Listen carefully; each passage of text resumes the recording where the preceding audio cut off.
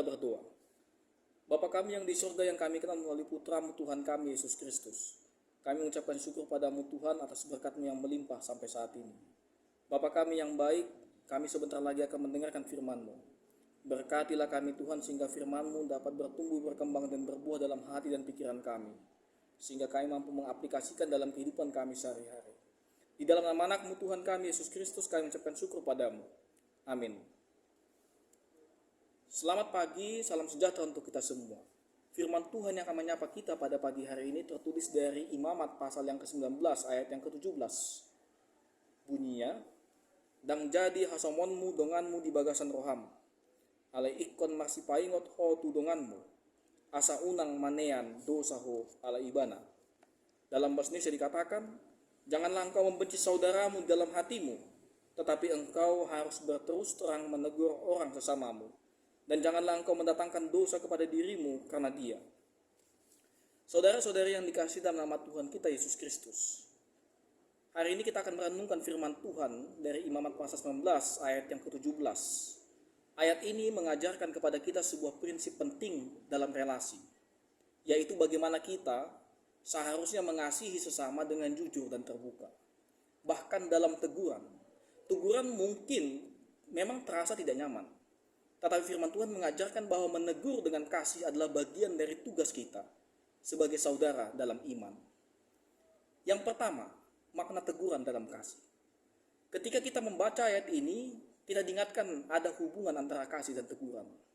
Dunia sering kali mengartikan kasih sebagai sesuatu yang menyenangkan dan tidak menyakitkan. Namun, kasih sejati menurut Tuhan mencakup keberanian untuk menegur ketika seseorang melakukan kesalahan. Tidak menegur justru bisa menjadi tanda bahwa kita tidak sungguh-sungguh peduli dalam kebaikan orang lain. Firman ini jelas mengatakan, janganlah membenci saudaramu di dalam hatimu. Artinya, jika kita diam saat melihat kesalahan, itu bisa tumbuh menjadi kebencian atau ketidakpedulian. Teguran yang didasari kasih bukanlah untuk merendahkan orang tersebut, menghina atau mempermalukan orang lain, melainkan untuk membangun kasih.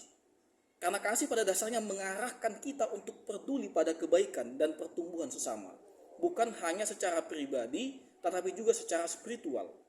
Teguran yang benar adalah teguran yang membawa orang lebih dekat kepada Tuhan dan memperbaiki kesalahan yang menghambat pertumbuhan mereka. Yang kedua, bahaya diam dalam kesalahan. Dalam ayat ini juga Tuhan juga memperingatkan kita akan bahaya jika kita tidak menegur.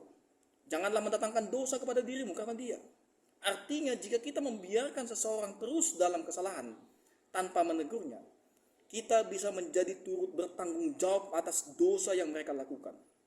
Ketidakpedulian kita dapat memperburuk keadaan, karena kita membiarkan kesalahan itu berkembang tanpa ada upaya untuk memperbaikinya. Jadi diam saat kita tahu ada kesalahan sama dengan membiarkan dosa itu turut berkembang. Kita hidup di dunia yang mengutamakan sikap tidak ikut campur, di mana banyak orang lebih memilih untuk tidak menegur demi menjaga hubungan yang damai. Namun firman Tuhan mengingatkan kita bahwa tidak menegur demi kenyamanan bisa membawa dampak buruk yang jauh lebih besar. Relasi yang sehat dan sesuai kehendak Tuhan harus didasarkan pada kebenaran itu sendiri. Dan itu berarti terkadang kita harus siap untuk menegur dengan kasih. Yang ketiga, cara menegur yang sesuai dengan kehendak Tuhan.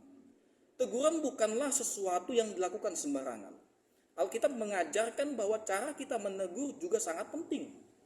Teguran yang dilakukan adalah salah dapat memicu konflik dan kebencian. Karena itu kita perlu menegur dengan cara yang benar, yaitu dengan penuh kasih dan rendah hati. Paulus dalam Galatia pasal yang ke-6 ayat yang pertama berkata, saudara-saudara, kalaupun seorang kedapatan melakukan suatu pelanggaran, maka kamu yang rohani harus memimpin orang itu ke jalan yang benar dalam roh yang lemah lembut. Lemah lembut berarti kita menegur bukan dengan sikap menghakimi, tetapi dengan niat untuk memperbaiki dan membantu orang tersebut untuk berubah. Teguran juga harus dilakukan dengan segala macam pertimbangan yang matang. Berdoalah terlebih dahulu. Mintalah hikmat dari Tuhan agar teguran yang kita berikan membawa dampak yang baik. Selain itu, tegurlah secara pribadi, bukan di depan orang lain, agar tidak mempermalukan orang yang ditegur. Amsal 27 ayat 5-6 mengatakan lebih baik teguran yang nyata-nyata daripada kasih yang tersembunyi. Seorang kawan memukul dengan maksud baik, tetapi seorang lawan mencium secara berlimpah-limpah. Teguran dari seorang teman yang mengasihi adalah berkat, meskipun mungkin menyakitkan di awal. Untuk itu saudara-saudariku, firman Tuhan hari ini mengajarkan kita tentang pentingnya mengasihi dalam teguran. Kasih sejati bukan hanya tentang kata-kata manis, tetapi juga tindakan yang menyenangkan. Tetapi juga bisa menjadi keberanian untuk menegur kita ketika seseorang melenceng dari jalan yang benar. Teguran dalam kasih bukan sesuatu yang mudah, tetapi itu adalah panggilan kita sebagai umat Tuhan. Dengan menegur, kita membantu orang lain untuk bertumbuh dan menjaga diri kita dari dosa karena ketidakpedulian. Mari kita renungkan, apakah kita selama ini sudah menjalankan perintah Tuhan dalam relasi kita? Adakah orang yang kita biarkan melakukan kesalahan karena kita takut untuk menegurnya? Mari kita minta hikmat dari Tuhan untuk bisa menegur orang, sekalipun kadang itu terasa berat untuk dilakukan. Tuhan Yesus memberkati. Amin. Kasih karunia dari Tuhan Yesus Kristus, serta kasih setia Allah Bapa dan persekutuan Roh Kudus memberkati dan menyertai kamu sekalian hari ini, esok, dan sampai selama-lamanya. Amin.